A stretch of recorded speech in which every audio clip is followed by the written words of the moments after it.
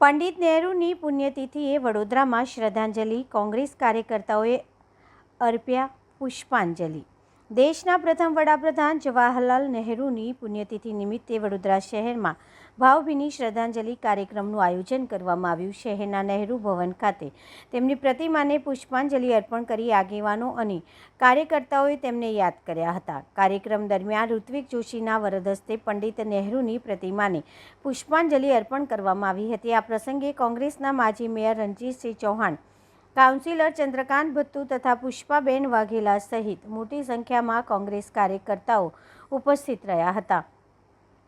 હાજર આગેવાનો દ્વારા પંડિત નહેરુના દેશના વિકાસ, લોકશાહી મજબૂત બનાવવા અને આધુનિક ભારતના નિર્માણમાં આપેલા યોગદાનને યાદ કરવામાં આવ્યું હતું।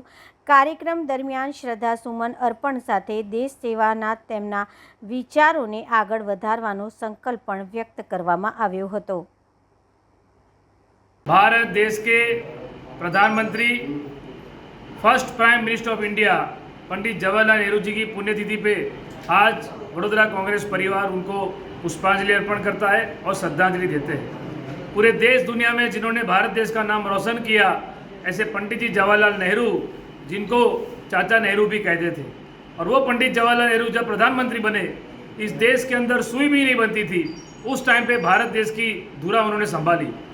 IIT, IIM, इसरो की स्थापना की, एम्स की स्थापना की, बड़े बड़े बांध बने, डैम बने, ये सब जो उस समय पे बना, जिसका लाभ आज भी देश की जनता को मिल रहा है।